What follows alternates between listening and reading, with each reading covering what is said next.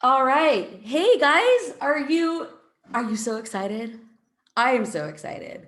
Welcome to day 4 of the BRRR Investing 5-day challenge. If you've made it this far, congratulate yourself. It is no easy journey, as you've already seen. You've been working your butt off, getting results. It's a good time. All right. So, today we are going to be talking about the fabulous subject of analyzing deals and making offers. Where's my little graphic? All right. So from the technical side, I should say from the technical side, we're going to be talking about analyzing deals and making offers. And then we're also going to go into the non-technical side, the side that's probably in a lot of ways more important than the technical side, which is mindset, your routines, and goal setting. And Jen is going to come in and share that information with you and just really set you up for a lot of success in your future. But success doesn't happen by itself. It takes planning, and it takes intention and purpose, and that is what we want to help you create in your life and in your business so that you can maximize your results. All right, today is going to be a day where we are very heavy on the calculator. I'm going to be teaching you really how do you actually calculate all of these different pieces that you need. The BRRRR strategy is one of the most interesting and compelling because of what it can do for you, but it's definitely one of the more complicated ones as far as how to actually calculate what your offer should be. And based on whatever offer you make, how does that flow through, depending what kind of financing you're getting and how much money you're going to end up leaving in the deal, and how much return on investment or cash on cash return are you going to get on the funds that you're leaving in the deal after you refinance, if any. All right, so we're going to go heavy into calculations today. So make sure you have pen and paper or your workbook, because I give a place for you to take notes in your workbook, but a pen and paper and also a calculator. And just understand, like everything, you're going to learn best by doing it. So don't just sit and watch. Hopefully none of you are, but don't just sit and watch. Make sure you have your calculator out and do it as we go. I'll try to pause enough for you guys to not only take the notes, but punch the numbers in your calculator and make sure you can see the end result and that you're getting it right so that you know, okay, I'm good. I can move on to the next step. All right, so let's get right into it. Oh, actually, I guess a couple other housekeeping things. I didn't make a slide for it, but if you have missed any of the previous 3 days videos, they are hosted on YouTube. So in the guides section, I think it's guides 5, 6, and 7, or days 1, 2, and 3. You go to whichever day it is, and the link to the video on YouTube will be there, and that way you can either watch it or rewatch it, or watch a certain section that you need to watch more than once, etc. We have that for you.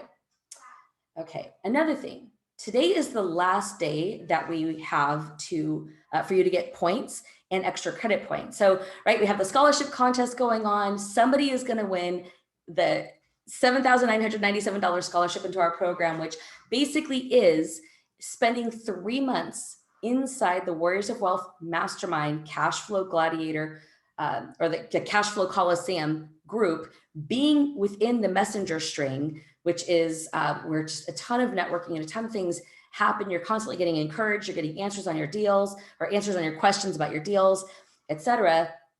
And you have access to, for those 3 months that you're in the mastermind, you'll have access to the remote passive income real estate investing course, which is, I don't remember how many videos it is. It's, I think, 130 or more.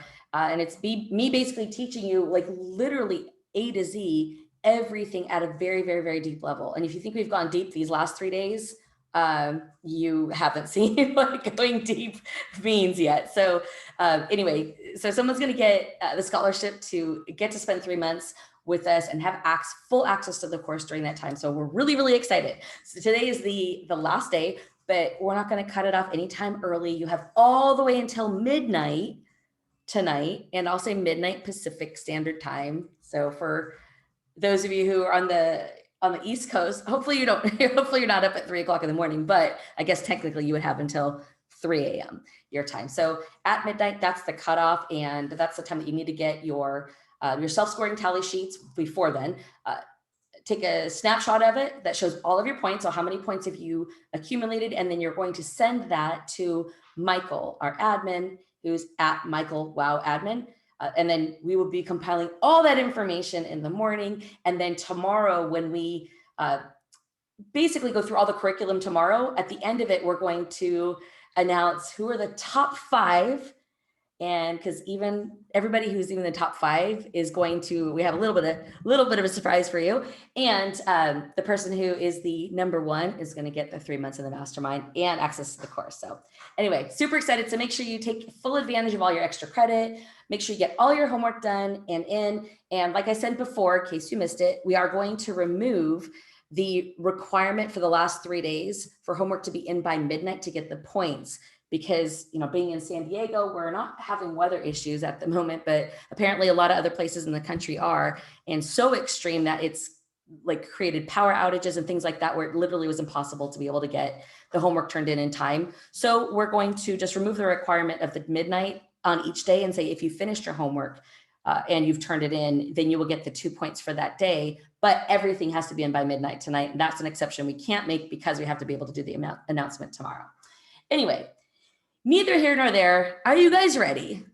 Are you primed, prepped, ready to go? Let's do some number crunching, and let's just start really just dissipating all of the confusion or uncertainty around how the numbers work and how to evaluate them and what do they mean.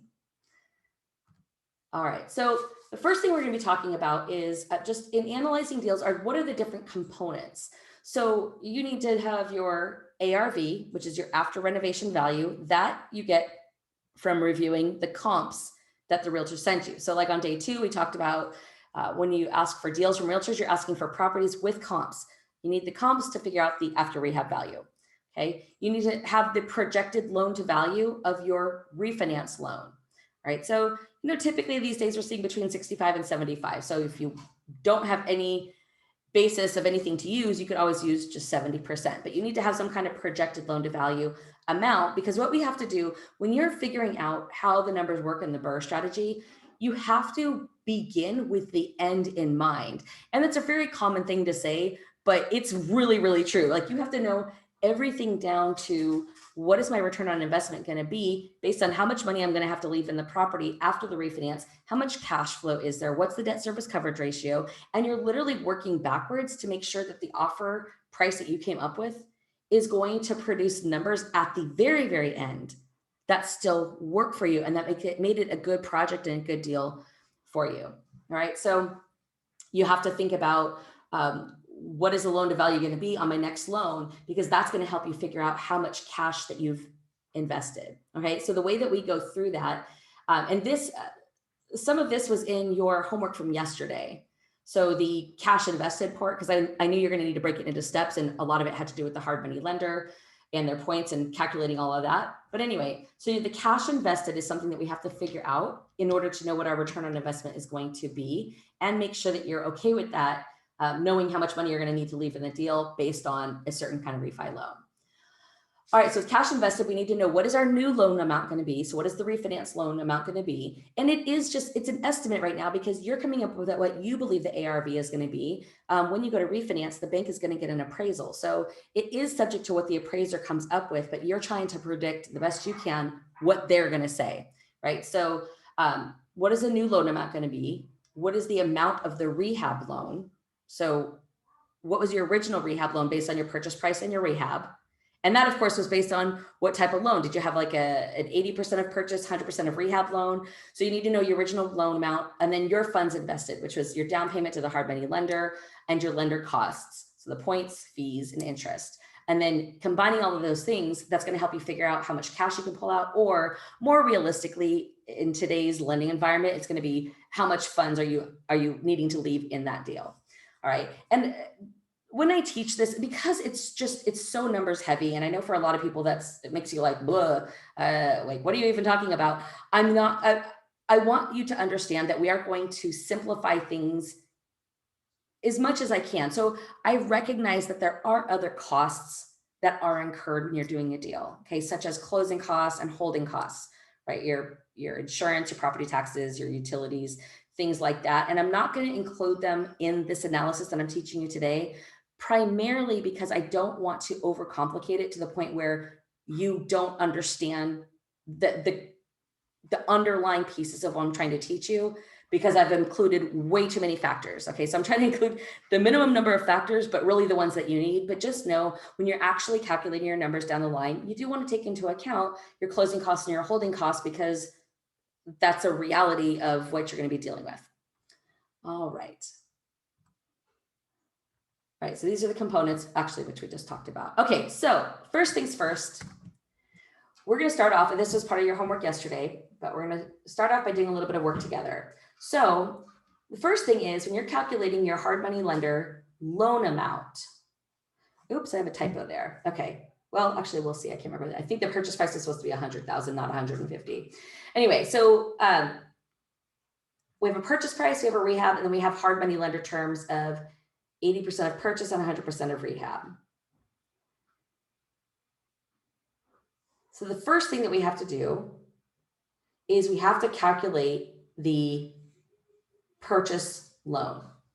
All right, so, okay, it is a typo. I'm like, wait, what was it? Okay, so change, don't write 150,000. I'm sorry, for some reason, I keep writing 150. I keep making the same typo over and over on different days. But anyway, purchase price should be $100,000. And you're right in your notes, right? PP equals 100,000. Rehab equals 50,000. And then the lender terms that we're going to use for the purpose of calculating this is 80-100. So 80-100 means they're lending 80% of the purchase and 100% of the rehab. All right, so step one, you're going to say HML purchase loan equals the purchase price times the loan to value percentage equals the purchase loan.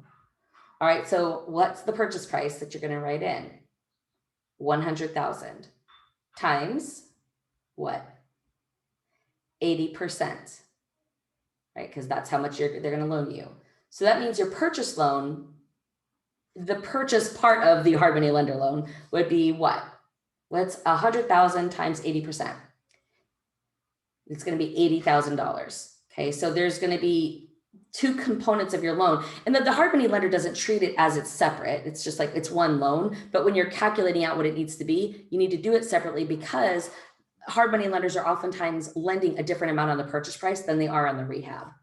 Okay, and then for the rehab part of the loan, we're taking the rehab amount. So that number is 50,000 times the loan to value for the rehab, which is 100% in this example. So the rehab portion of the loan is going to be $50,000. All right, so okay, so there we go. So there's the HML purchase loan, 100,000 times 80% is 80,000. And then the rehab loan is 50,000. All right, so what is your total loan from the hard money lender? Because this is what we're going to use when we're trying to figure out how much cash we're going to cash out or leave in the property.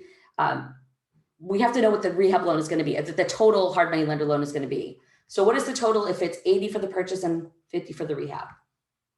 It's 130,000. So you just add those two together to get your total HML loan.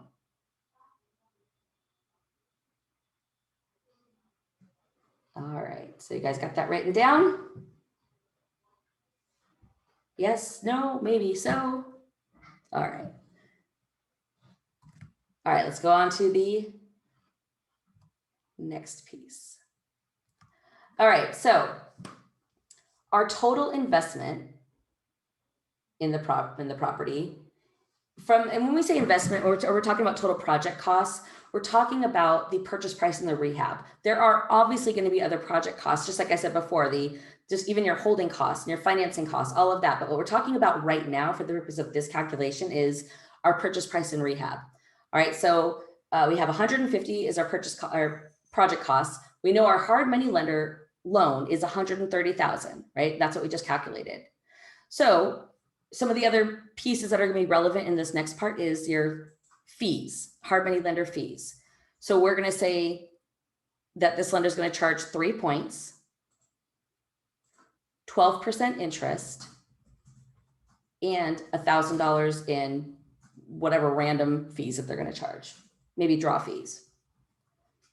All right, so 3 points, 12% interest, and $1,000 in fees. So the very first thing, so we're trying to figure out right now, when I say total investment, we're trying to figure out how much money are we going to need to come up with at closing, okay? Not including closing costs, because that's the piece I'm keeping out of here to keep it a little bit more simple, right? So the first thing, the biggest amount that we're going to have to calculate is going to be the down payment. All right, so down payment is going to be your total project costs minus your hard money loan equals your down payment. All right, so go ahead and write that out. Down payment equals total project costs. So in this case, that would be $150,000 minus your hard money loan, which is $130,000, equals your down payment of how much? $20,000. I have to pretend like I'm standing in front of you guys and that we're actually having a conversation, because when I used to teach this on a stage to help everybody live, I wouldn't actually say the answer until everyone else said the answer to me. You guys got to be sitting in front of your computer saying it, and I'm just feeling it through the waves of the air. Okay, so $20,000 is going to be the down payment. I'm going to leave these blank for now, and then I'll bring up the answers. All right, and then points. How do we calculate our points? This is something that we covered yesterday. So this is going to be a little bit of a review, but I want to do it sequentially the way that you would do it when you're doing a deal. All right, so total points equals your, when I say points, I mean the dollar value of the points. So equals the loan amount. So how much is the loan amount? $130,000. Okay, so the HML loan amount is $130,000 times how many points? We did 3 points. Okay, that's just in the assumption. So 3 points. So it's going to be 130,000 times 3 divided by 100. All right, so what do you get there? You should get 3,900. All right, interest. So the interest, you're going to take your loan amount of 130,000 times the interest rate. And this is the annual interest rate. This is 12%. So put in 12. So loan amount times 12% times the number of months that we're going to have the loan. So I didn't write that there, but the assumption we're going to use for now is 6 months. So times 6 divided by 12 equals your total interest amount. So how much is that?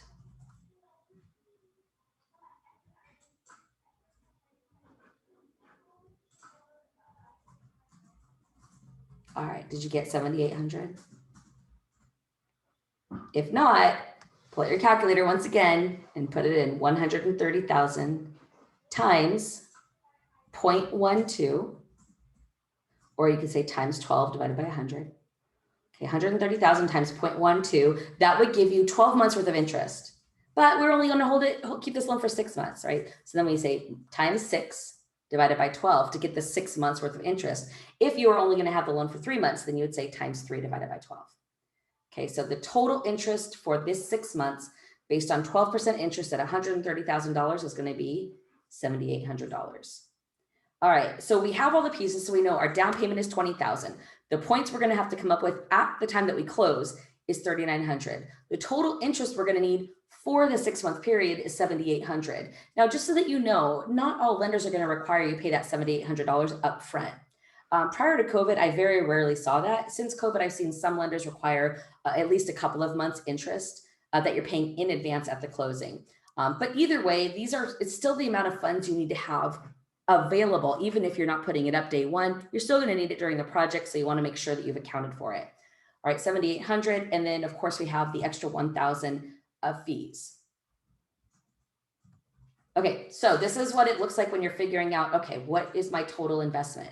So my down payment is $20,000. The total points is $3,900.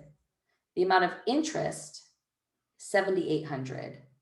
And the total fees are $1,000. So if you just say, you just put them in, just put them one on top of another, and then you have your total investment, which is $32,700. Now this should be familiar because this is part of what you were calculating yesterday as part of your homework. But I recognize if it just come in, if someone happened to not do their homework, or I realized we just didn't go through all the explanation of it. So I wanted to spend some time to do that with you today. But this is the information you should actually have from your homework last night. And the homework that I gave you guys last night for properties 1, 2, and 3, the homework you have for tonight, which is properties 1, 2, and 3, it's the same. So property 1 goes with property 1, property 2 goes with property 2, property 3 goes with property 3. So the information you came up with last night, this $32,700, that's going to carry over to your property number 1 homework tonight. All right, so that way you kind of see what the flow and the connection is. All right, so when we're calculating, so now we're at the point where we're going to start calculating our new loan amount, because we're projecting into the future, right? We have to begin with the end in mind. So to begin with the end in mind, we need to know, well, what is the loan going to be? Because depending on what the end loan is, it's going to drive a lot of how much capital you're going to end up leaving in the deal or cashing out. So let's say in this example that the ARV is $200,000 and the projected LTV or loan to value of the refinance loan is, say, 75%. Okay, so the way we're going to calculate that is you're going to take your new loan amount. So this is your refinance loan. It's like, you think of it as your permanent loan, your end loan, end financing. Okay, that's going to be 200,000. It's ARV times your 75% loan to value that you're anticipating. So when you do it in the calculator, you could do it one of two ways. You say 200,000 times 0.75, and that will give you the answer. Or you can say 200,000 times 75 divided by 100, which is basically 75%. All right, and that will give you your new loan amount. So how much is that? How much is 200,000 times 75%? Calculating. All right, did you get 150,000? If so, you're good to go. If not, I better pull out that calculator and clear it out. Clear, and start it again. 200,000 times 0.75. You should get 150,000 for your new loan amount. So what we're doing here is we're projecting at the end. Okay, so I'm doing the deal right now. I'm actually trying to write the offer right now, but I know if everything goes the way that I'm planning, I'll at the very end have a $150,000 loan. Is that going to work? Okay, so that's why that's where the rest of the pieces come in. Okay, so what we're going to figure out now is what is our cash invested after the refinance. Okay, so the pieces of that are, we have our new loan amount of 150. We have our original hard money loan of 130,000. And then we have our total funds invested that we just calculated 2 minutes ago. And that amount is 32,700. And remember, the total funds invested is your down payment, the points, 6 months of interest, and then the hard money lender fees. Okay, that's what's in there. All right, so now what we're going to figure out is when we go to refinance and we get a new loan for $150,000, are we going to be able to pull cash out? And when I say cash out, let me explain what I mean by that. Because no matter what, if your loan is higher than your original hard money loan, you're going to get cash back. But when we say cash out, we don't mean cash back. What we mean by cash out is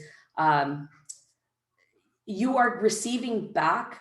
Let's say your total funds invested is 32,700, but what you got back was 38,000. Whoa, you got 38,000, but you only put 32,700 in. So you actually pulled out more money than you even put into the deal. Okay, that's what I'm referring to when I say cash out. It means you literally have nothing. You have no investment in the property at this point because you've pulled all of your money out and plus some. Okay, so that's cash out. And that's what is somewhat difficult to do today because the amount that the banks lend doesn't typically lend itself very well to being able to actually get all of your capital back. All right, but and this is what we're about to figure out, like, well, how much And am I okay with that? Because frankly, if what you find out is your funds invested is you have to leave too much in the property, you're going to need to go back and lower your offer price to a point where you're offering low enough that your end loan for the 150,000 is going to make it so that you can get back enough capital to make it good for you. Okay, so the way we calculate this is we're taking our new loan of 150,000. Gosh darn it, I just realized the way I normally do it is I put blanks there first. I'm letting you guys off easy this time. They're supposed to be blanks, so make sure in your notes you write them with blanks, because I want you to be able to go back later and use this as a model to crunch your numbers. All right, so it starts with the new loan, 150,000, right? That's what the end in mind is. And then we're going to subtract paying off the hard money lender, right? Because they have a $130,000 loan. Now, sometimes people will say, well, wait, but it's been 6 months. Wouldn't the loan be paid down a little bit by then? No.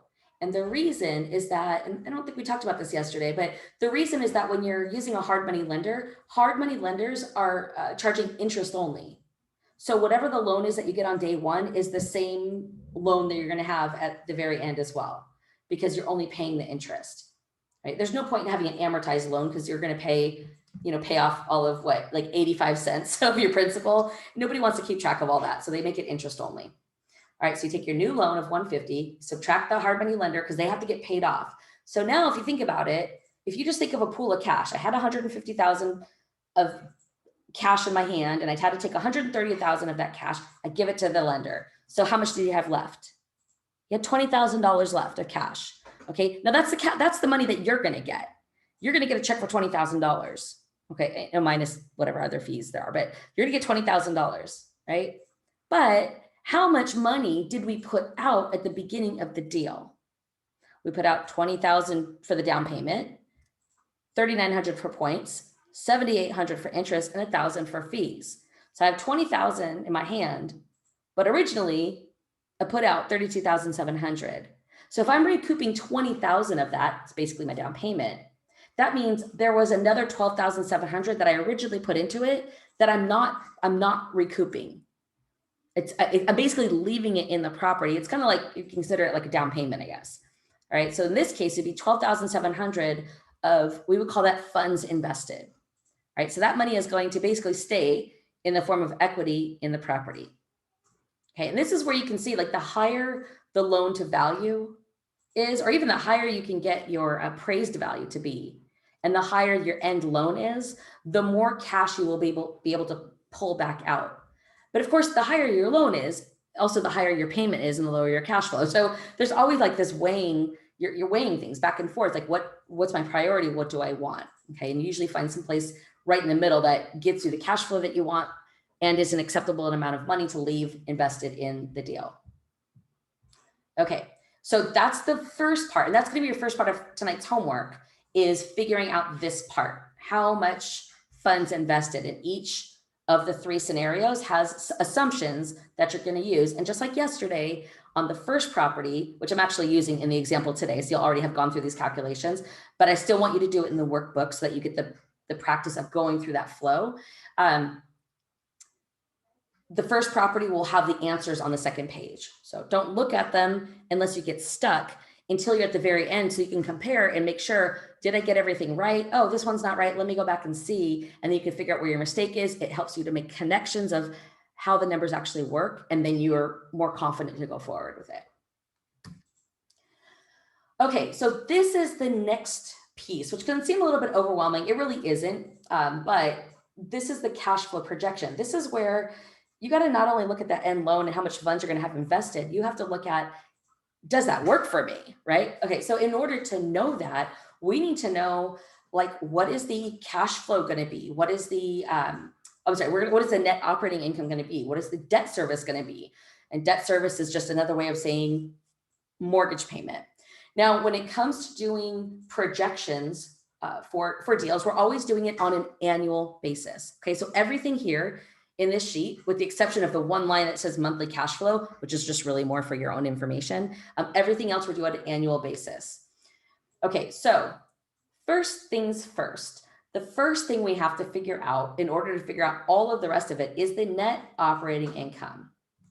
All right, so the net operating income is a function of the rental income minus the expenses. So if you look over to the right, we have the assumptions for the deal. And the assumption is that the monthly rents are $1,600. So I'm taking that $1,600 and I'm multiplying it by 12. And that gives us rental income for the year of $19,200. Okay. And again, I don't want to overcomplicate things. The reality is when you're actually projecting, you probably want to build in a little bit for vacancy in case somebody moves out at some point and you don't get a tenant in, immediately. But for the purpose of just keeping it simple for calculation purposes, we're just going to say 1,600 times 12. Okay. 19,200. And then in the assumptions, we have property taxes of 1,500 for the year, insurance of 900 for the year, property management at 10%. So the 10% is related to the rental income. So we're taking the 19,200, multiplying it by 10%. So we're showing a property management expense of $1,920. Okay, and then we're saying maintenance is $1,200. And if anyone ever wonders where that came from, because I literally left that same number in all three of the examples, is when we're calculating it, this is particularly if we've done a renovation, we'll throw in a budget of $50 per unit per month. Okay, so that's $600 per year per unit. So if it's a duplex, then it's $1,200 per year.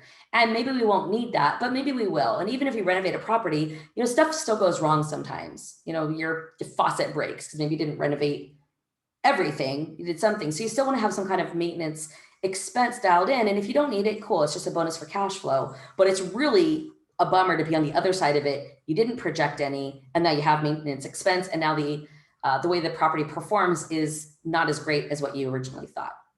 Okay, so in order to get net operating income, also referred to as NOI, for those of you who are going to ascend into doing apartments.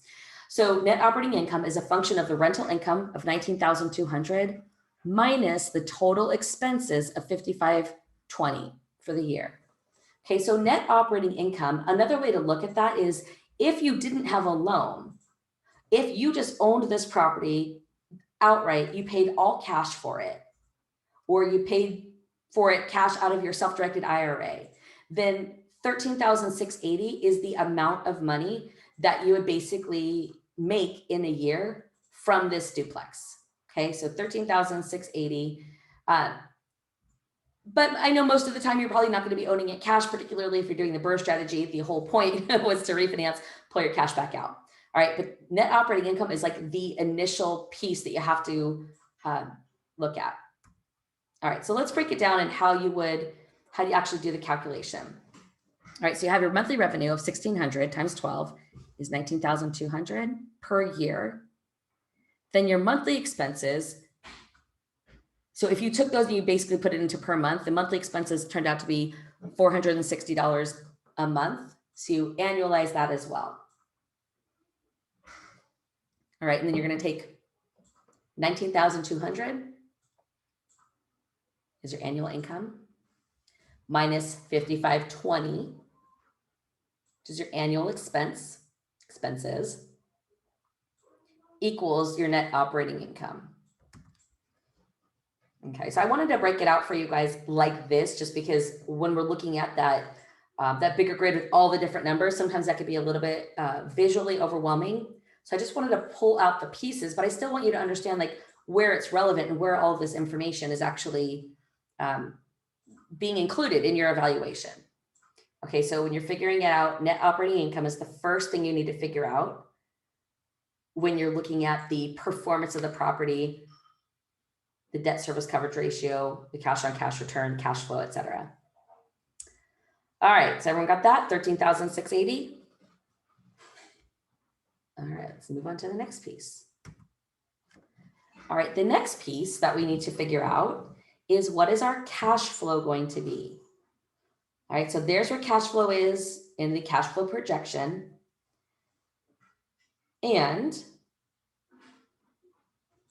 let me put this on the screen in a way that is easier for you guys to see. Okay, so in this particular example, I'm not teaching you guys how to do mortgage calculations because frankly, you could literally Google mortgage calculator, put in the information and get the answer. So there's no real value of me walking you through the more complex Excel calculation of it, because you can get a mortgage calculator like anywhere on the internet for free. All right, but I'm going to tell you what the assumptions are just so that you know what it is, and if in case you wanted to go try it out yourself. So the debt service, which is the mortgage payments, is based on 4% interest, 30-year fixed. Okay, and so that basically what we're talking about is a 30-year amortized loan, and the loan amount is $150,000, right? And that's what we originally calculated because our ARV is $200,000. The loan to value is 75%, so the loan amount was $150,000. Okay, so when you take $150,000 at 4% interest over 30 years, you're going to get a debt service. Now, of course, you calculate it per month and you multiply it by 12, but the annual debt service, when you put that calculation in, is $8,593. Okay, so your cash flow, your net spendable money that you could stick in your pocket, on top of owning a property and having equity and getting depreciation expense and getting all the tax benefits and basically growing your wealth every single month, because every month that you make your payment, your principal balance goes down a little bit and your tenants basically made that payment for you, right? Because if you're cash flowing, that means you've paid all of your expenses and there's still money left over. Okay, so your tenants are basically buying the property for you. So how much cash flow is that going to be in this example? So it starts off with net operating income, right? Which how much was that? $13,680. Right, so our net operating income minus our debt service, which I just had told you was $8,593. Okay, so what is $13,680 minus $8,593? How much is your cash flow in this example? It's $5,087 for the year. Okay, $5,087 for the year.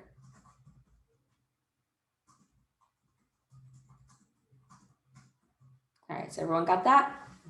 All right, because we are going to need to have our cash flow in order to figure out our cash on cash return. So that's why we have to get that calculated. Plus, you just want to see, like, I mean, how much is it going to be? $5,000. Okay, so if I get 10 duplexes and I do the same thing, then I'm going to have $50,000 a year of net passive cash flow, plus whatever amount of equity you put into the deal or you have in the deal. In this case, we have a $200,000 ARV with a loan amount of $150,000. So in this example, we have $50,000 of equity in the property. You have $50,000 of equity and you do that 10 times, how much do you have? You not only have $50,000 every year coming in of cash flow, you also have $500,000 of equity in the property. Okay, so cash flow is something that we look at to make sure that the numbers do work, but it's also just a piece because there's a lot of different benefits that come with owning rental property. And it's not always easy. There's sometimes that you got to deal with stuff that's just a really big pain in the butt. It's probably not that big of a pain in the butt. First world problems, right? But it's you're like, oh, this is really inconvenient, or I don't want to deal with this right now. But guess what? This is how you're building your wealth. This is how you're building your freedom units, the units that provide cash flow that allow you to stay at your job or not, or work at your job or go part-time, or, just it gives you options. All right. But on top of it, the wealth building side of it, the equity is where you're really, really starting to make a big impact in your future. All right. Let's talk about the next little piece. Next piece is DSCR, debt service coverage ratio. Okay, so it's towards the bottom of that little cash flow projection section. All right, so debt service coverage ratio it's the ratio of the money that's coming in from the property minus your expenses compared to the amount of debt service that you have to cover. Okay, so yesterday I talked about this. And so for example, if our net operating income was $8,593 and our debt service was $8,593, we would have a 1.0 debt service coverage ratio. Okay, that we would never want to do that because that means there's zero cash flow in the property. And if anything goes wrong unexpected, you're pretty much out of pocket. Okay, but the two pieces of this that we've already calculated are the net operating income of $13,680 for the year, right? And the debt service of $8,593. So your debt service coverage ratio is your net operating income divided by the debt service. Okay, so in this case, it's $13,680 is your net operating income. And you're going to divide that by the debt service of $85.93. Okay, and you should get a whole number. It's not a percentage. You should get a whole number that starts with a 1. So what do you get when you divide 13,680 divided by 85.93? That is a 1.59 DSCR, debt service coverage ratio. That's a good DSCR. That's actually where Jen and I, that's kind of our happy place. That's where we prefer to be. Most lenders will have a minimum of like 1.25, maybe 1.3. We don't actually like to run our portfolio that tight. So 1.59 that's a nice place to be. We will typically go for higher than that, but 1.5, 1.6 is a great place to be. It means not only are you covering 100% of your debt every year, you have, in this case, 59% above and beyond that. And that's what the cash flow is. That's your $5,087 of cash flow is the 0.59. So when it comes to debt service coverage ratio, the higher that number is, the better. That higher that number is, the more cash flow there is. Okay, and the bank will tend to like that. The higher the debt service coverage ratio is, the lower the risk is to the bank, because they know no matter what, you're going to be able to cover the mortgage because you have way above and beyond the mortgage in the form of cash flow to be able to pay for everything. All right, everyone get that? All right, let's move on to the last little piece here. All right, the last piece is cash on cash return. So cash on cash return is, the importance of it is you're always having to make decisions about where to put your money. Or if you don't have money and you're bringing a partner, what is the numbers going to look like for them? Like, you're always making decisions about the best use of your funds. If you're going to make more money sticking it in a savings account, then you're going to go do that. So you want to know, well, if I do this deal, what is this going to look like? Is it worth it for me to leave my $12,700 in the deal? Okay, so cash on cash return is a function of the amount of net cash flow that comes out of the property after paying the mortgage, the debt service, and comparing that to how much money you have invested in the property. Okay, so in this case, we have annual cash flow of 5087, right? And we're going to divide that by the amount of funds that we've already projected we're going to have to leave in the deal, right? Because when we got our cash back at the refi, we got 20,000, but we had invested 32.7. That means 12,700 that we put out is going to stay out. That's basically staying in our deal. Okay, so we're going to divide them. So a cash on cash return calculation is, you're going to take annual cash flow, 5087, divide that by your funds invested, which is 12,700. And remember, everything is annual. All right, so when you take 5,087 and divide it by 12,700, what do you get? What's your cash on cash return?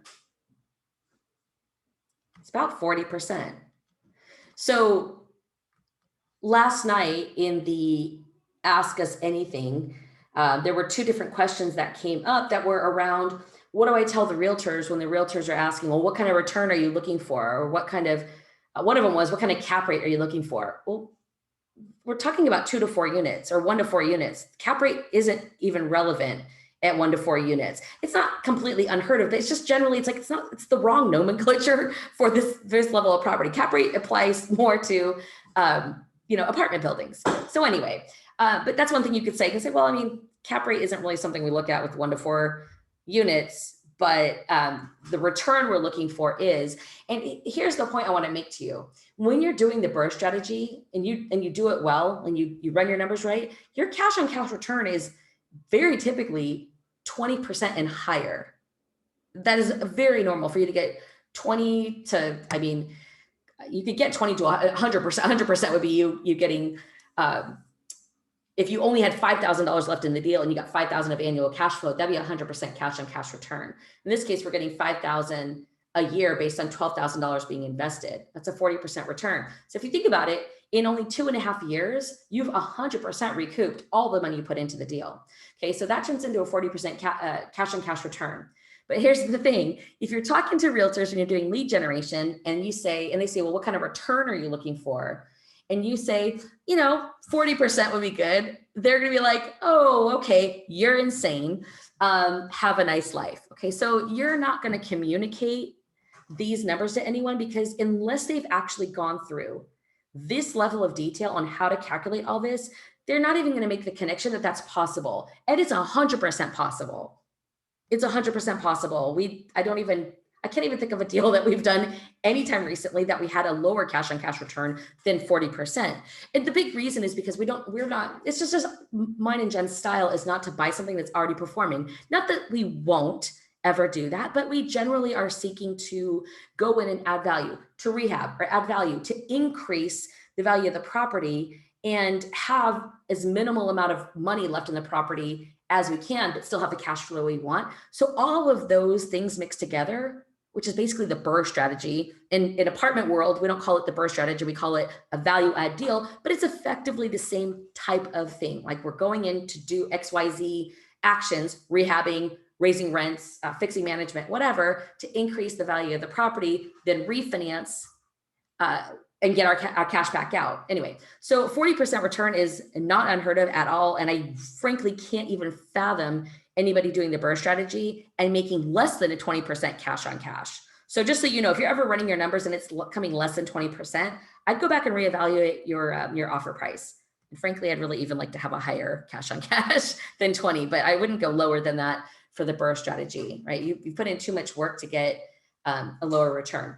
But when you're communicating with realtors, and even if you said 20%, they're going to be like, okay, you're crazy. Nobody's getting 20% in this market, right? So you're not going to communicate that to them. What you're going to say, if they even ask you, and frankly, it's for those of you who weren't on the Ask Us Anything, the fact that the realtors are even asking what return is, to me, so ridiculous, because what are they going to do? They're going to go calculate the deal for you? No, they don't even know how to do these calculations. So there's no way. Usually the reason they're asking you is just to see if you can answer the question, because that tells them whether you know what you're talking about or not.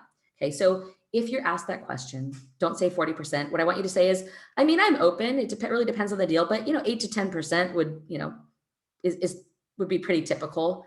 Just say that, even though it's definitely not what you're going to be looking for. But if you tell them 20% even, they're going to be like, what? Because they don't understand that cash on cash return is based on what you're still invested after this whole thing is done.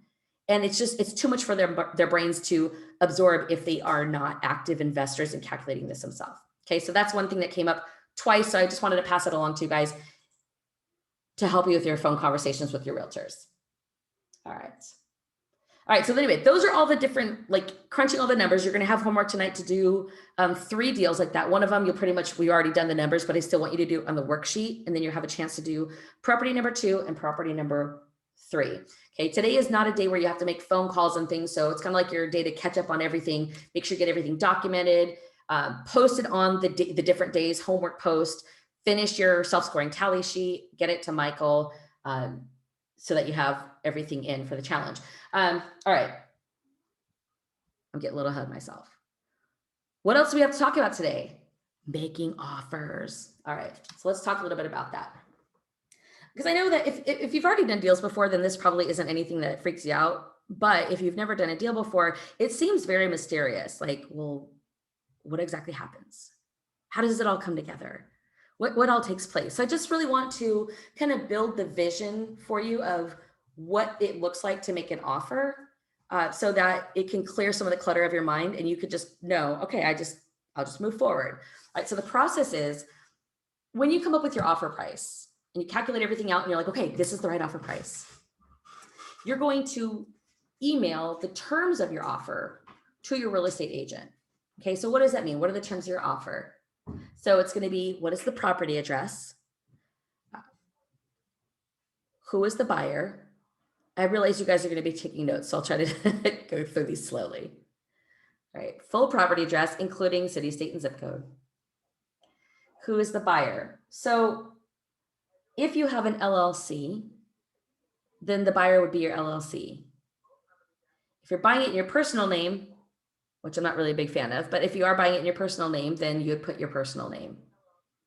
If you're buying it in an LLC, but you don't have the LLC yet, the LLC hasn't been set up yet, then what you could do is you could put your name and or designated entity. So for example, it would be, if I was doing it, it would be Stacy Conkey and or designated entity. And that whole sentence, as long as it is, that is the buyer. So when you submit that to your agent, if they send you back the contract to sign, and that's what you submitted to them in an email, and it says only your name, you have to basically send it back to them and say, I need the buyer to actually state Stacy Conkey and or designated entity. Now they might be like, what are you talking about? Like, but why? The reason that you do that is if you know that you're going to put it into an LLC, if the LLC doesn't exist yet, and you only put it in your name, and then you set up the LLC and you go to the title company and say, okay, I want to put this in my LLC. They're going to say, well, I mean, you can't just switch it. The contract is in your name.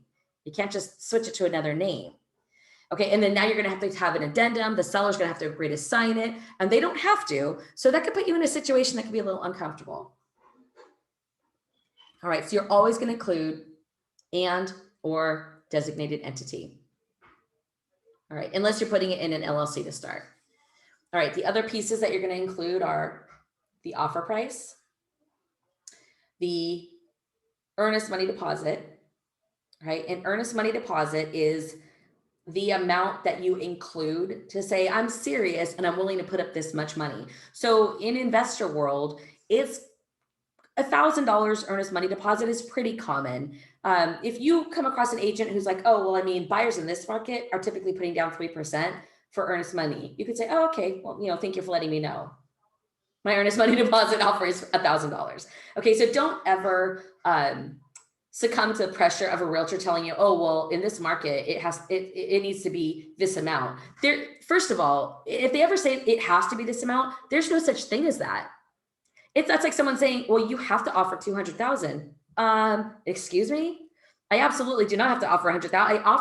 I offer the price that works for me, that makes the deal work. Okay, so that's the same with earnest money deposit. Oh, it's typical for someone to put down 5,000. That's great. My earnest money deposit that I'd like you to include is 1,000.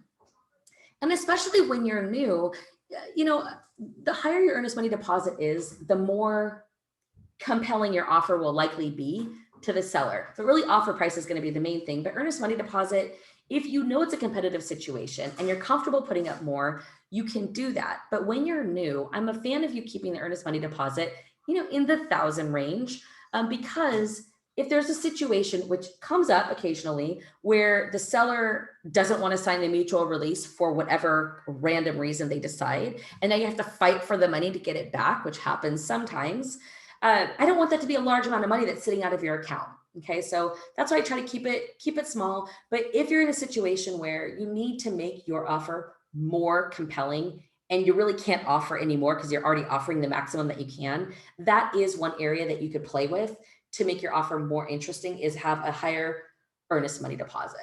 Okay, and the earnest money deposit, the way it works is once you've made the offer, if the seller accepts your offer and they sign it, then you basically wire your earnest money deposit to the title company, and the title company will be defined in the contract. And the time frame is even determined already. It'll say in the contract within 2 business days or within 5 days. All right, so you usually have a couple days, but it's not usually time enough to write a physical check and mail it cross country. So you're typically going to wire it. All right, so that's the earnest money deposit, also referred to as EMD. So if you ever hear someone saying, well, what's your EMD? They say it really fast, EMD. That's what they say, EMD. It sounds like some foreign word, but they're saying EMD, like earnest money deposit. Okay. There's sometimes where it's been so long since I was new that, when you get to a point where you're so proficient at something that you don't remember what you actually have learned versus what you just knew, what's inherent knowledge versus what is learned. So earnest money deposit is one of those that, you have to learn it immediately when you're investing. So it's been 18 years since I first started learning that. So I sometimes forget to explain it. Anyway, okay, so earnest money deposit. The next thing you need to email your agent is your due diligence period. So the due diligence period in contracts, it's called an inspection period. We are considering it or using it as a due diligence period to do all of our due diligence.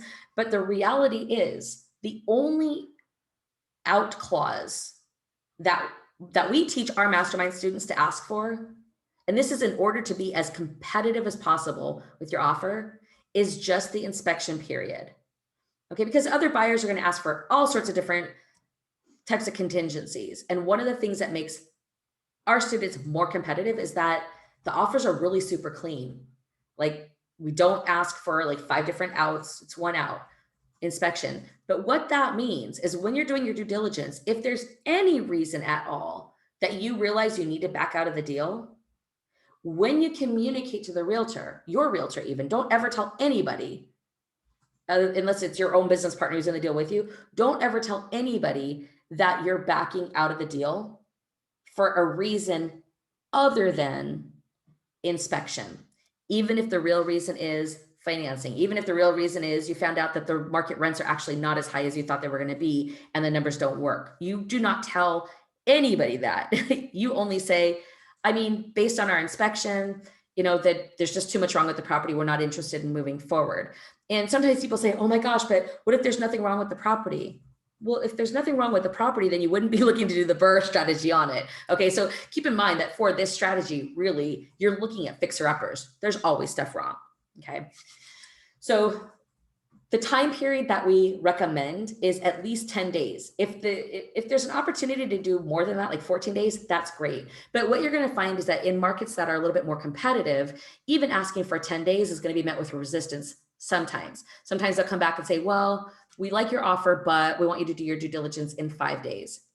Look, when you are super, super deep in a market, you've got every team member set up, and with one quick phone call, you could deploy everybody you need out to the property and get everything you need within 2 days. Then maybe you could start doing like shorter due diligence periods, inspection periods. But until that time, I assure you, you are going to want all of that 10 days. Because that first of all, you're going through a learning curve and you're figuring out how all this even works. It takes time to get your contractors out there and your home inspector, and you're working on getting your financing lined up, and you're calling property managers in order to verify market rents, and you're doing research on ARV, and you're doing research on market rents. Like, there's a lot to do. So first of all, when you're in due diligence, you better jump on it fast. The moment you find out you're under contract, you need to be on the phone with your contractors. Like, hey, we got a property under contract. I need you to get out there tomorrow and get me a bid on that. Like, do not delay. It is the fastest 10 days of your entire life. And you'll be on day 9. You're like, wait, didn't we just sign on this yesterday? And magically 9 days have passed already. Okay, so it goes very, very fast. You got to be on top of it. All right, so due diligence period. I don't recommend that you accept anything less than 10 days. However, if you're in a situation where everything really does look good and they're asking you, they're countering with a due diligence period, if they come back and let's say if they ask for 5, it's absolutely not, there's no way. But let's just say they say 7 days. Well, 7, okay? And you know that in order for you to get the deal, you're gonna have to agree to it. Here's a strategy that you could use. It's probably gonna be a little stressful. I mean, real estate investing is a little stressful anyway, but it's gonna be a little extra stressful. So I give you that caveat, but if you're up for it, this is what you can do. If everything else is agreed upon, you can say, okay, fine, to the 7-day due diligence period. Obviously get on it like immediately. And then if you're coming up to that 7 days and you're not quite there yet, like you don't have everything you need that yet, then on day 6, maybe late on day 6, you're going to ask your realtor to say, look, we're very close. I think everything's looking good, but I need 2 more days. I can't get my whoever, like I need a couple more days. And at that point, but you don't do that early on. You do that like right towards the end of the due diligence period, because at that point the seller's like, you said 7 days. But you're like, I know. And I had originally said, I told you I needed 10, but fine, 7. And I tried, but I'm missing this information. I'm really interested in the deal. I'll still close the same time that we were already going to close, but just give me 2 more days. or 3 more days or whatever you need. Okay. And so that would be a way of getting 10 days out of a situation where in the original negotiations, they say 7. Now, if you finish in 7 days, then cool, then you don't need the 10 days. But when you're new, I just like you to have that little bit of cushion. But if you do need to accept a shorter period, then just make sure that a day before it's up, that you're requesting an extension. Because if they say no, then you pretty much know, okay, that 7th day, that's the last day. So you better either get it together, like find out whatever you're missing, you better find out that day. And if it can't happen, then really you're going to need to back out, because you need to be able to do full due diligence. Keep in mind on these properties, once you buy it, it's yours. It can't be like, oh, never mind, this deal wasn't that good. Sorry, it's too late. You've already bought it. Okay, so you really want to make sure you're doing complete due diligence on it.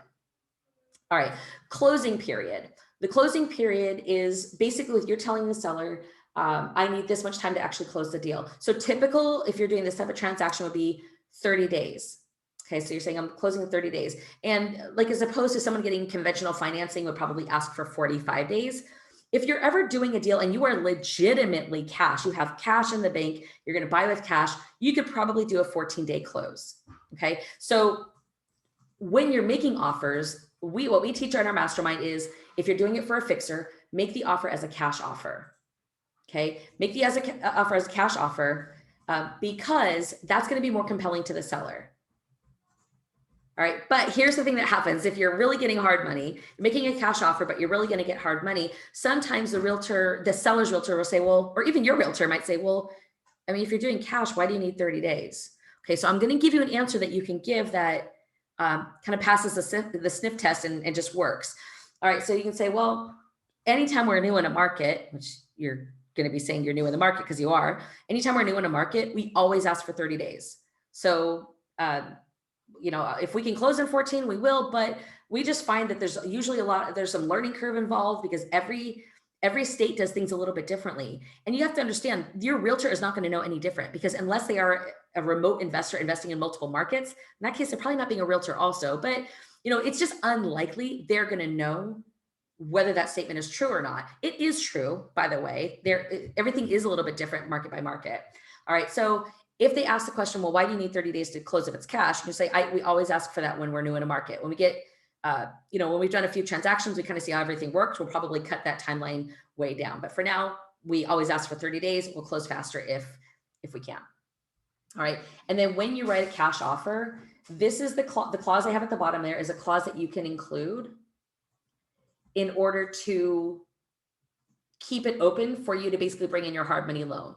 Okay, so you basically say, this is a cash offer and buyer reserves the right to use non-contingent private financing. So that means you're basically acknowledging this is a cash offer, but you also have the right to bring in your hard money lender later. We talked about that yesterday, but this is the specific clause that I was referring to. So write the cash offer, and then when it's in like the other section where you would write out other terms, that's where you would put this. Okay, so the process is you email the offer terms to your agent. The agent, you don't need to write this down. Just listen. So for a second, like you can sit down your pen and just listen to this, because you don't need to write down all these steps. I just want you to visualize the flow of this. So you're emailing your agent. Here, agent, I'm interested in this property. Your agent takes all that information and they put it onto their state contract. You don't need to bring a contract to the table. They have the contract. They put information on the contract.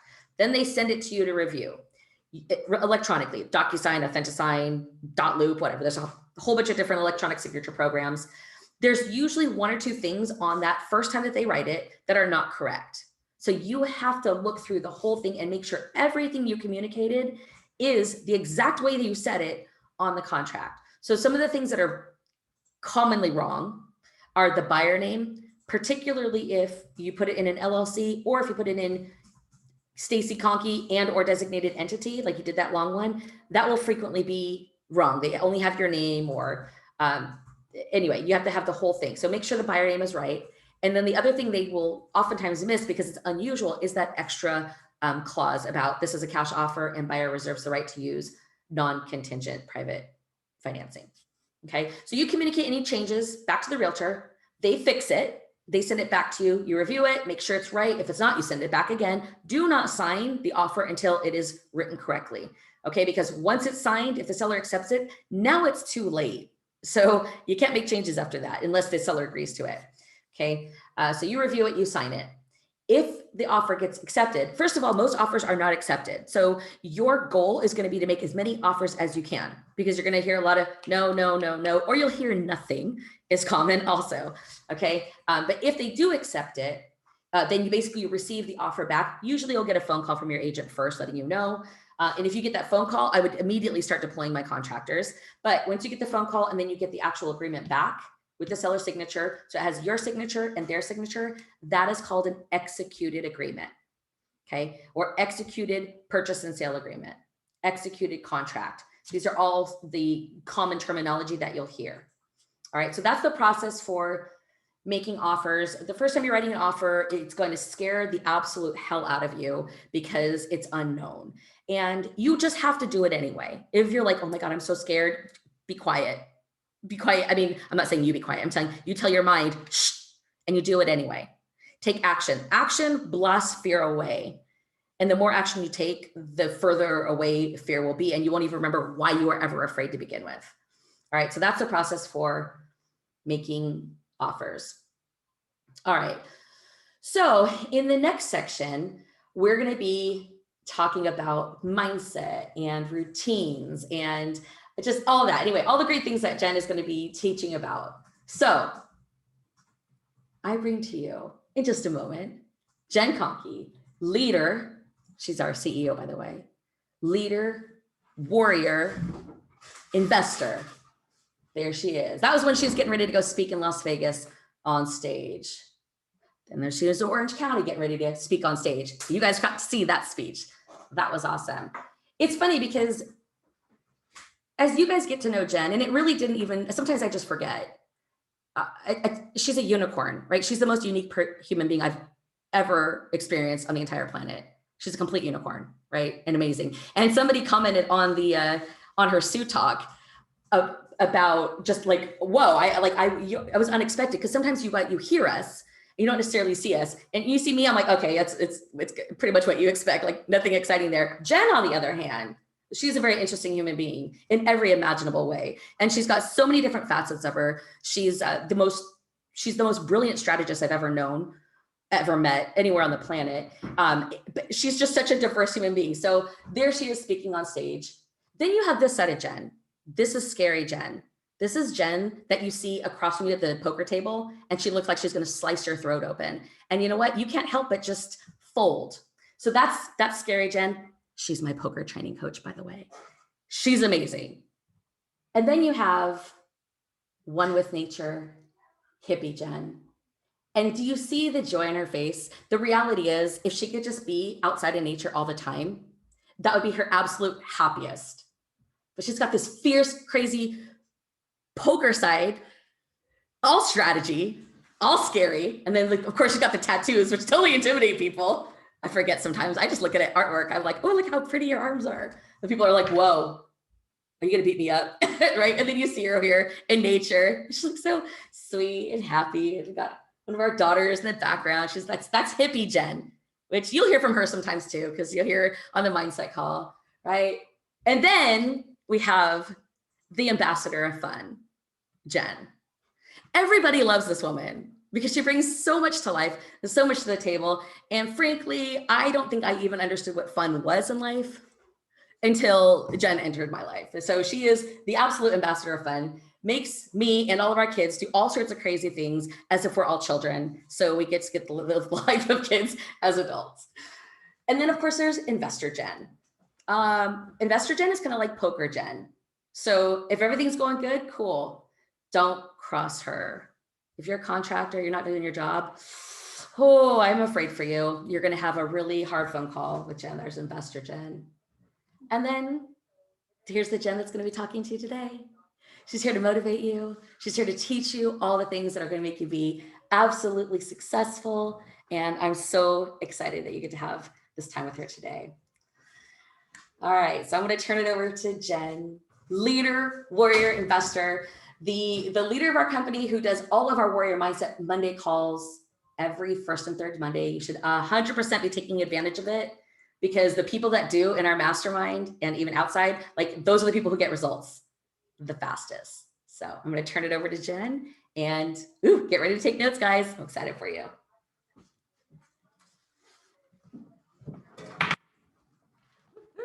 Here she comes. Clunky transition. Sorry, guys. All right. Let me see. So every time I sit down to Stacy's workstation, it's like I have to acclimate myself to a foreign country because I am very OCD and she is very not OCD. NCD. Okay, so you guys get me now. Thank you for that crazy ass introduction. It's really weird to see myself everywhere, but that's cool. All right, we're gonna talk about mindset and routines. Hopefully you've got a paper and a pen still with you. Wanna get you guys into the right frame of mind, right? So some of the things that I wanna talk about, we're gonna cover 3 things. We're gonna talk about getting into the routine of setting goals by the quarter, daily routines, and then we're also gonna talk about knowing what hat is needed. So let's go ahead and just start right here with getting into the routine of setting goals by quarter. I want to give you some insight to how we do it. So as the CEO of our real estate investing business, I like to have our 20-year plan, like I mentioned, and then I break that down into increments of 5 years. So I know in years 5, 10, 15, 20, each little subset of years, what we could probably accomplish based on the vision. But I break down each year within that 5-year frame, right? And in that year, I break it down by quarter. And it's super important to do that because anybody who's a realist like I am, you know that you can cast a vision, you can set a plan, but nothing ever really goes according to the plan. And because the universe just acts in crazy ass ways. And it's like, nope, sorry, you're supposed to be over here. Okay, I guess I'll shift gears. So what I have found to be very successful for us is setting a 1-year vision, but then breaking it down and planning it out in 90-day increments.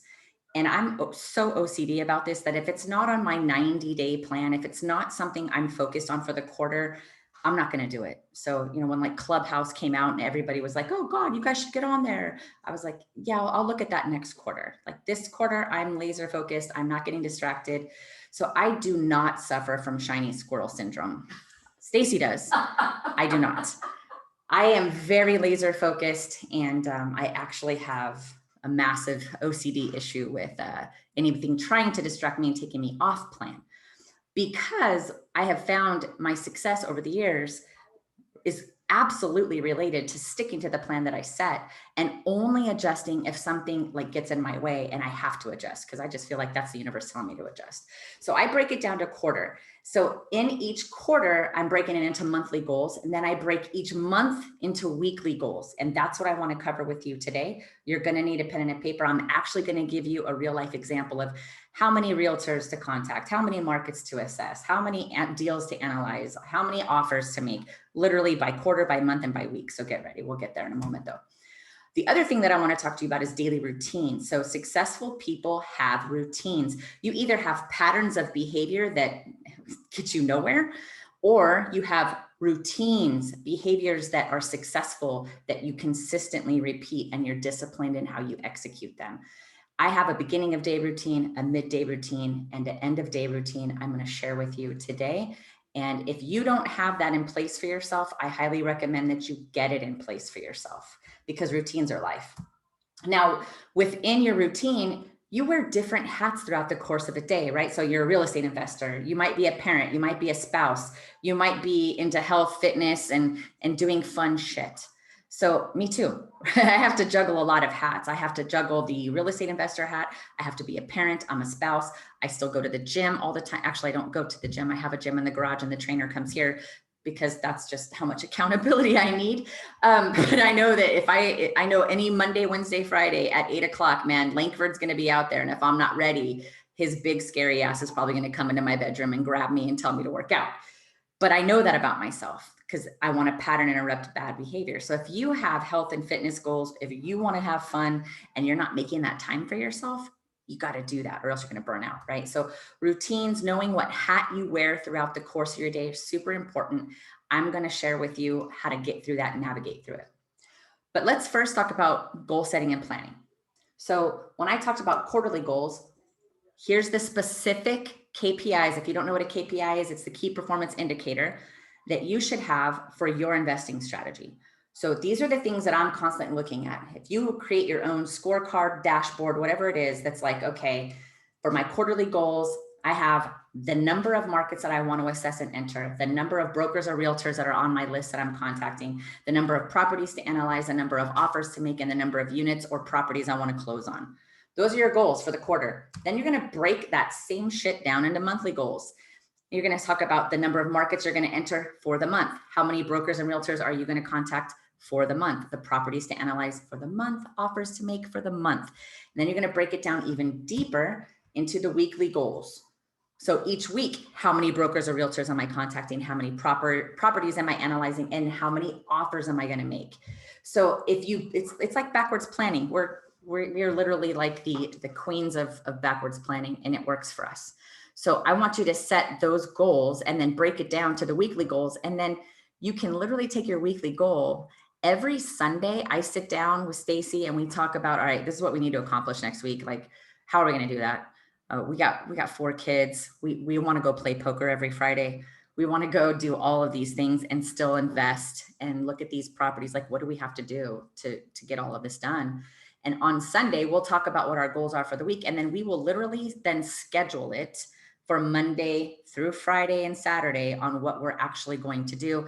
And for those of you that are working with your spouse, we actually will divide and conquer, right? So, okay, which tasks are in my wheelhouse and which tasks are in your wheelhouse, and let's put them on our own calendars because we're going to tackle that shit together. So sometimes you divide and conquer, then you come back together and figure out where you're at and what progress still needs to be made and how to adjust. But if you don't have these goals and you're not setting it for yourself, whatever isn't getting monitored and measured is not going to move. So get yourself a scorecard and start tracking these KPIs. So you're going to set the goal, and then you're going to actually be honest with yourself, be accountable to yourself. And at the end of every day, monitor, how did I do, right? So here's an example of what I'm talking about from a quarterly goal perspective. And these numbers are absolutely the floor, like the bottom. It's like the bare minimum for this BRRRR strategy. You should be on a quarterly basis doing market research in at least 10 markets and selecting 3 to enter. Now, let's just say it's the beginning of 2021. Oh, wait, it is. And you're in the first quarter and I'm going to analyze 10 markets. I'm going to select 3 of them to enter and kind of see how it goes.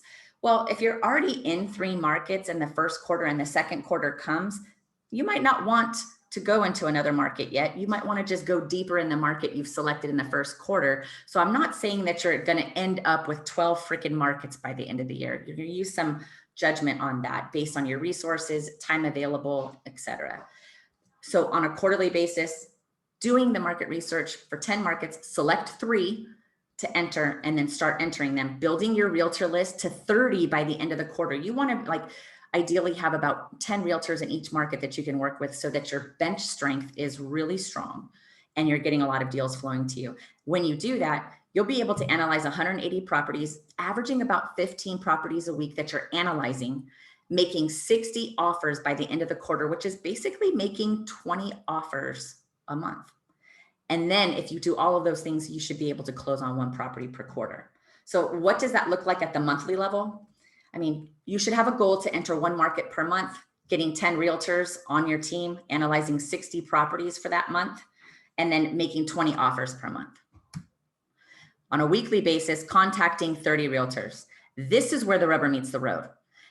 Your weekly goals and your daily tasks and what you do consistently are really going to drive the numbers on whether or not you're going to hit the monthly and quarterly goal, right? So if you're contacting 30 realtors per week, I mean, even on a 5-day work week, that's only 5 a day. And then you're analyzing 15 deals per week and making 5 offers per week. If you're doing those types of numbers, it is a numbers game. Something's going to stick. But the key is you have to do it every single day, consistently, disciplined, doing the work and taking those actions. And if you do that, the results will come. So here's where it really comes in that into mind, like you can have all these goals and you go to the days and you plan them, and then you're going through the plan and it's not working and you start getting frustrated, right? I mean, we're all human. That is a factor and that does happen. Daily routines is how we combat that. So having a solid daily routine every single day and following it is what's going to be the key to your success so that you can remain consistent and disciplined and taking action. So I like to start each day. I feel like it's super important to begin every day with gratitude, right? I have a gratitude journal. I've shared it before. I've even shown it on a live, I think. My gratitude journal, I write down what I'm grateful for first thing in the day, the first three things that come to my mind. And it's not like I'm just writing it down to check off a box. I'm writing it down and I'm actually find myself smiling and feeling excited about something and feeling grateful about it.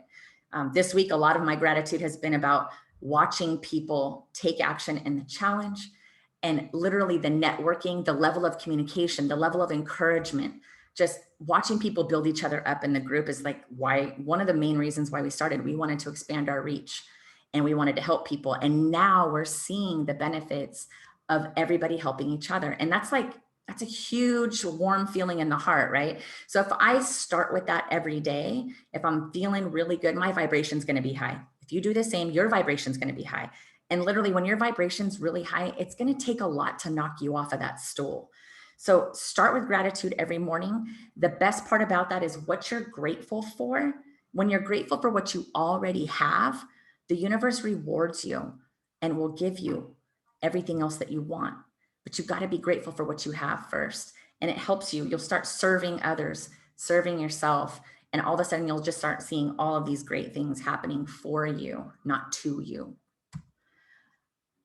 After you do gratitude, it's super important that you set your intentions for the day based on weekly goals, right? So if you follow my model and every Sunday plan what you're going to do for the week, plan your goals and what you need to do, it will be super easy to follow this process. Because if you wake up on a Monday and you know, okay, yesterday I set the week's plan, today I'm supposed to do A, B, and C, shit, which one's the most important one I got to get done just in case if things go crazy? Okay, but why is it important that I get that one done? Okay, I'm associating back to my why, right? So, okay, I got to make sure I get that done then. And what will completing that task do for me personally, like for my family, my future, so that I can literally get associated back to why it's so important to get that done and motivate myself. And then what's it going to take to get it completed? And if it happens to be something I don't want to do, and for some of you, that might be calling hard money lenders, calling realtors, or trying to negotiate a price reduction, whatever it might be, you literally have to ask yourself, what must I do that I don't want to do in order to win today? If you ask yourself that question, it's really funny how the brain works. The first thing that's going to happen is your unconscious mind is going to you're going to hear your inner voice tell you exactly what it is that you don't want to do. And you're going to be like, shit, I really don't want to do that. Right. But that's why it's important to ask yourself, what will completing that do for me personally, for my family, for my future? And like, do I really need to do this? Okay. And then get yourself geared up and motivated to do it. I can't remember who said it. There's a famous person. I don't know if it was Mark Twain, somebody, I don't know. I'm going to misquote somebody, but I just want you to know this is not my quote, but literally it's like, if your job is to swallow the frog every day, then you should do that first thing in the morning and just get it over with, right? Because if you swallow the frog, that's the hardest thing you have to do. If you swallow the frog and get it over with, then everything else is cake for the rest of the day. So I like to identify the tasks that I do not want to do the most and get that shit done first thing. And then the rest of my day, I stay at a high vibration because I'm like, woo, I got that done. I don't got to worry about that shit again. Well, probably not until next week, but I guess, I got it done. And it'll just give you a sense of accomplishment and keep you motivated and going forward. Okay, so beginning of day, that's what I want you to do. Gratitude every morning, write it down, set your intention for the day based on your weekly task. Which task do you absolutely have to get done come hell or high water? And then what's it going to take to get it done? Every day, do that. Then I want you to visualize yourself after you've written all that down, successfully completing all of that, all of the tasks that you have on your list for the day. Like, what are you going to see, hear, feel, and smell, or even taste throughout the day? Like, how many different hats are you going to have to shift gears with and put on? I'll give you a classic example. When I wake up in the morning, it's like a good morning to the kids, getting them into their routines. Cool. They're going to school. We welcome Ruki. Ruki's kind of, she's like our governess, and she has them in their little classroom, which is like on the back side of our house that we don't really go in there. But I know that if I see them in the morning, say good morning, I got the mom hat on. And then right at that point, after I get them to school, I got to put on a different hat because I know Langford's showing up. So I got to go out there and do the workout. So I got to put the gym hat on, which is a lot different than the mom hat, right? Like I got to get in a beast mode. So I got to go from soft, nurturing mommy to beast. Let me go lift 100 pounds over my head. And it's not a very easy transition. And then when I come out of the gym and go into work mode, I got to kind of leave the beast in the garage, if you know what I mean, and put on the business hat, the real estate investor hat, and like put on CEO, assertive, I'm driving my real estate investing business hat on. So you have similar hats. And I want you to identify what hats, it's basically just a fancy way of saying what role do you play. You have different roles that you play in your life and you put on a hat to do that. If you envision yourself, you can even visualize what that hat looks like for each role and just like envision yourself putting it on and get yourself into that state of mind to be that person so that you show up in that role at 100% capacity. You're being optimal. So once you've identified your hats for the day, you visualize yourself going through your roles and what that looks like, shifting gears throughout the day. And you can ask yourself, all right, I see myself going through this. And what you'll see is your unconscious mind will actually sort to unveil where you might stub your toe throughout the day. And you'll be like, oh yeah, that's right. Shit, I know I don't want to do that. And I know that this is probably going to be a challenge and I got to interact with so-and-so today. And that's going to be a challenge. So if you're already visualizing what your day is going to look like and you're already identifying where you might stub your toe, you can imagine that the next best thing, your brain is wired to protect you and keep you and survive, right? You're going to be in survival mode. It's going to help you adjust and you're already going to start thinking about ways that you can navigate around that. So when you face those challenges and you do stub your toe, if you do, you already know what you're going to be able to do to maintain your high vibration so that you can work around it and be the water. The best way to do that, though, is to sit down, beginning of day, gratitude, set your intention, visualize yourself in every single role that you play, successfully completing the day, identifying where you might stub your toe, and then identifying where you're going to change your behavior once you're aware of the problem or once you're aware of that challenge, and then shift gears. Now, sometimes you might start the day and you do all of those things. And you're trying like hell to stay in a high vibration, but it's just one challenge after another. A lot of times investors will see this during the due diligence process. And God forbid, if you're, trying to acquire one property and you're in due diligence and you already have a property that you're trying to stabilize, and then you already have a performing portfolio, like you're juggling 3 different phases of the business, right? So when you're going through that and you're in an acquisition mode, having to do all of this due diligence, you only have a 10-day window. And then on top of that, you've got like your property manager from your current portfolio hitting you up about, a polar vortex and pipes are broken, whatever it might be. And then you have these other issues that you're trying to do when you're stabilizing your other unit. Like say you're in the middle of trying to raise rents on a unit that you already have or a property that you already have. So there's a lot to juggle, right? And sometimes, man, when it rains, it pours. And you'll be like, man, today I just like nothing is going right. When that happens, you got to have a midday routine. And what I like to do in those situations when things aren't going well and I'm having to adjust and shift and keep myself on a high vibration, I take that time, a 10-minute personal check-in with myself and a meditation. I have a meditation tent in the backyard. Sometimes I can't always get out to it. Sometimes if I just think, oh man, I'm having such a rough day, I don't even want to go out of the office and see the kids because I don't want them to see me this way. I'll just drop straight to the floor in the office and throw in some headphones and do a high vibration, like listen to a meditation self-guided to calm my ass down and get focused to the point where I can hear my own heartbeat and listen to my lungs and just get connected with myself. And then I calm down and it calms my mind. And then I could think clearly about, okay, how else can I skin this fucking cat? Because what I've tried so far isn't working. And I mean, how do I need to adjust? And sometimes you have to change your physiology in order to get your mind clear enough to get there, right? To think about something new. So if you're having a rough day, I highly recommend you go do a personal midday check-in, 10 minutes, some deep breathing, getting in tune, and like get clarity and figure out how do I need to adjust to still try to salvage this day so that it's not a total loss. And sometimes you can't change your physiology fast enough. You might need 20 minutes. And sometimes you might need to help yourself a little bit by asking, okay, what's gone well though? I know I'm focused so much on what's going wrong. Let me focus on what's actually gone well so I could try to get into a state of gratitude and raise my vibration that way, shift gears again, and then try to calm your mind. It's really fun to manipulate yourself, trust me. Yet it's totally needed. So you make those adjustments. And then after you've made the adjustments on what you need to do, because you might have been halfway through the day and realized, shit, I only got one task done. I still have 20 to go. Well, at that point, once your mind is clear and you have clarity, you adjust your schedule on what you can realistically accomplish for the day, and what you can't, you need to add to tomorrow's list and adjust tomorrow's list. Sometimes this could take 20 minutes and that's it. And you be realistic with it. Okay. Then what you're going to do is you're going to visualize yourself successfully completing all the tasks that you identified you can still do that day. And what are you going to see, hear, feel, smell, taste, all those things. And then how are you going to continue to adjust throughout the day to keep your vibration high and keep you positive and focusing on positive things and positive thoughts, because that will lead to positive behaviors that get you positive results. I know it sounds really like cliche and corny to some, but it's just fucking true.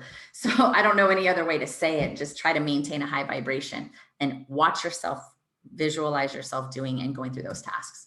Now, by the end of the day, you're going to go through and do an end of day routine that includes reflecting on the day. A lot of us are, I mean, every real estate investor that I know they're high achievers. They're focused on success. They have routines. They have things that a history of success because they've done specific behaviors over the course of time. But they're usually mostly motivated by fear of failure, right?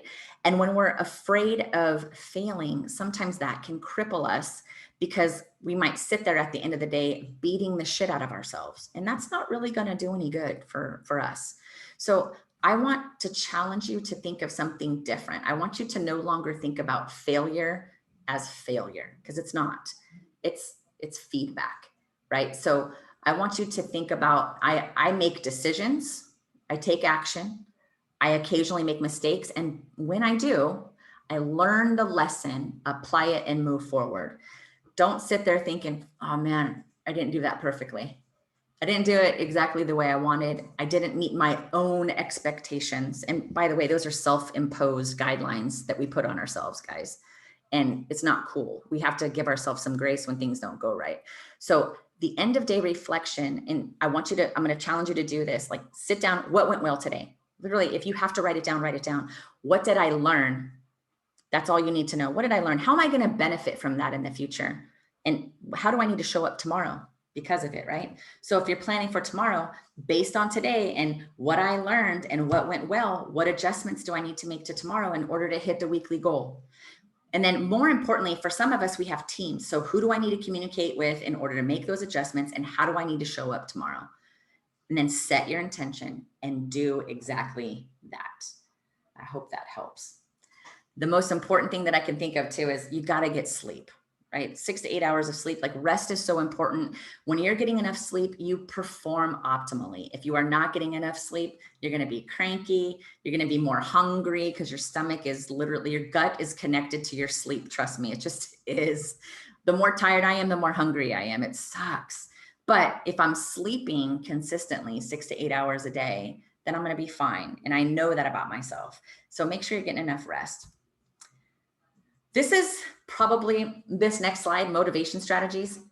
This is probably going to be the one that's the biggest mindset shift for most, because there's really two ways that we're motivated. We're either motivated because we're chasing something, or we're motivated because we're running away from something, right? So I call that, carrot versus stick. So when you set a goal that you are going to start moving towards because you want it, that's called chasing the carrot.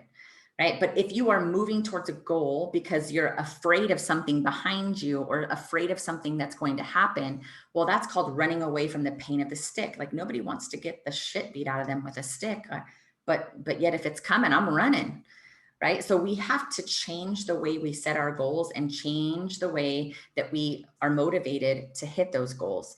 So I really want you to do a deep dive on the things that you're motivated by. Like, what is it that you're motivated by? Do you have an end result in mind? And are you focused on how you're going to get that result? Or are you just focused on the end result in general?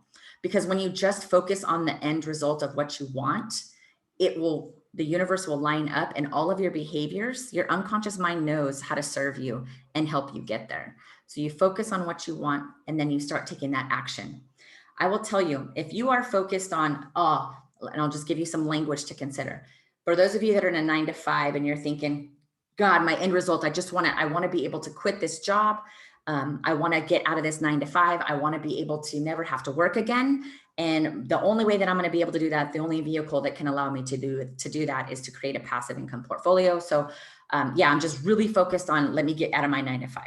Here's what's going to happen. That language it's not exactly the most positive statement, right? Instead, you can say something along the lines of, I'm super excited about how much income I am going to generate through my portfolio. These are my specific goals, and this is what I'm going to hit. Leave the 9 to 5 out of it. That will just happen. That will just happen. So if you continue to say things like, I just got to get out of this 9 to 5. And I just really don't even want to work anymore. I just want to focus on real estate only. That's not being realistic. And what it's going to do is it's going to piss you off, and you are going to be hungry for deals, and you'll probably take the first fucking deal that looks good. And it might not be the right deal for you, but because you are so focused on taking action to get out of your job, you're going to fall a little bit. You're going to make a mistake, and it's going to be a lapse in judgment. So change your language, because we don't want it to be scarcity based. We don't want it to be on, God, I just got to get out of this job. No, if the end result is actually what you want a portfolio that's going to give you passive income that you can survive and thrive on, right? So I want you to think about the language that you use, because that will tell you what your motivation strategy is. And some of you might be shocked to shit to find out that your language is keeping you away, like running from the stick. I'm running away from the pain of my 9 to 5. Well, if you're running away from pain, you're not going to get far, right? You've got to detach from that and recognize that the 9 to 5 and be grateful is providing, that W-2 is providing the means for you to survive right now. And it's also something you should be grateful for, because it's giving you the opportunity to invest, and then just focus on investing. And then that 9 to 5, you won't need it, because you're going to take so much action, focused action. So it's just some words of wisdom. And I am speaking from personal experience.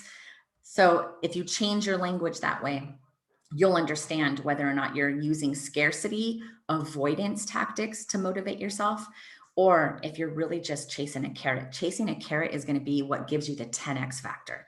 Man, you get crystal clear on what you want, and you chase that carrot. It'll be good for you. So in order to do that, you got to cast your vision. And when you cast this vision, I want it to be in positive language. What do you want? Literally write it down. What do you want?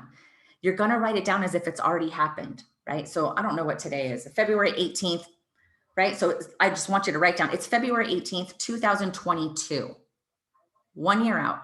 And you're going to write down, I'm so happy and grateful.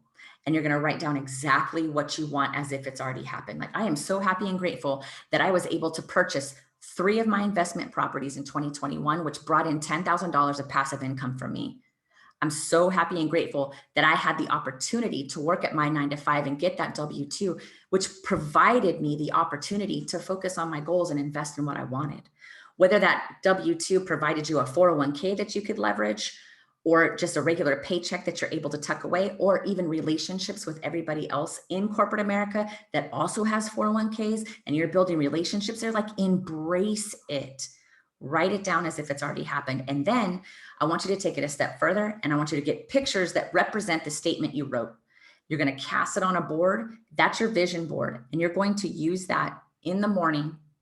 And every day you're going to read the vision statement that you wrote. You're going to read it out loud, because once it crosses your throat chakra and it goes to the universe, and you're saying it and reading it out every single day, you're letting the universe know exactly what you want, and your actions are going to follow, and your behavior will allow you to claim it. So I want you to do that. That's your homework. All right. Go figure that out. When you hit that milestone, you have to celebrate. That is the absolute, it's a must. A lot of us, because we're overachievers, high achievers, like, we seriously just expect to keep getting results because we expect to keep driving. I will tell you, you'll burn out. And there's nothing worse than a burnt out investor who's either burnt out because they're working in the business as the landlord versus having a property manager, or they're burnt out because they're working a 9 to 5 and trying to invest. You have to take time. When you sit there and plan out a goal, when you hit that goal, like, give yourself something good for that. You know, celebrate, even if it's something small. I want you to start thinking about ways that you can celebrate your success, your continued effort. Now, I'm going to give you a little bit of a homework assignment that it's not worth points. Okay. So for those of you that are competing for the scholarship, this doesn't count. This is for you. This is you being accountable to you. And it's a Gen challenge. I want you to write down 3 to 5 ways that you need to change your daily routine. That's your assignment. Figure out 3 to 5 things that you need to do to change your routine. And then you're going to take it to the next step and you're actually going to change it on your calendar and make sure that your routine reflects those 3 to 5 behavioral changes that you need to do. That's a challenge. It's worth 0 points, nothing but pride. And I literally want to hear from people when you've done it. Like, be proud about it. Be proud. Show me your vision statement. Show me your vision board. Show me how you're going to have a new routine and what that looks like.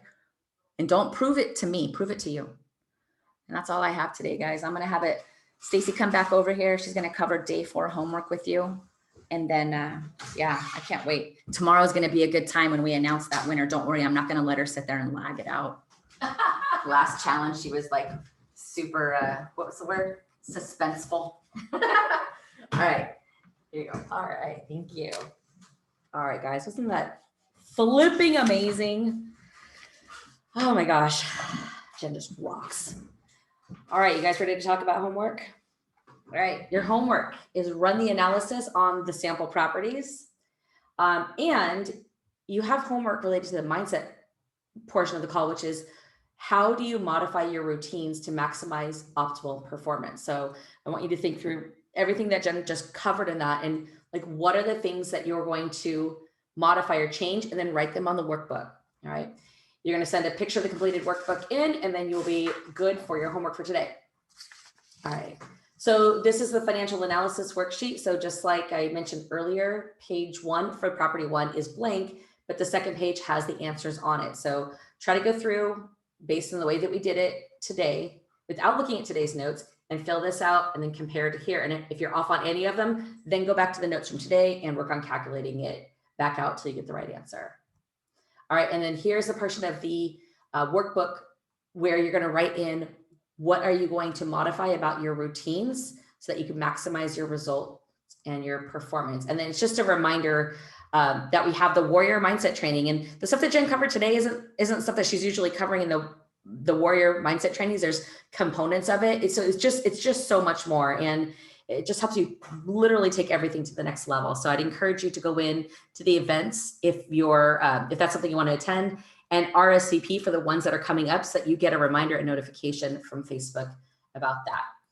All right. And then once you're done with your self-scoring tally sheet, make sure you take a picture of it. Don't send a link to Mike. I don't want Michael to have to open up a whole bunch of Google Drive links. And then what if he doesn't have permission? And this shouldn't be a whole bunch of extra work. So make sure you take a picture of it and send that to him so you can see what your points are. And make sure there's everything that you've done, especially all the extra credit, is documented so that we can actually see it or find it. Okay. Your extra credit for today, 2 things. One is record a video testimonial of yourself. Like you can just do it on your phone, landscape, have the phone facing at you. And, what was your favorite part of the challenge, or what do you like about Warriors of Wealth or the Facebook group? Like, tell us, it's just video testimonial. Like, what have you gotten out of the challenge?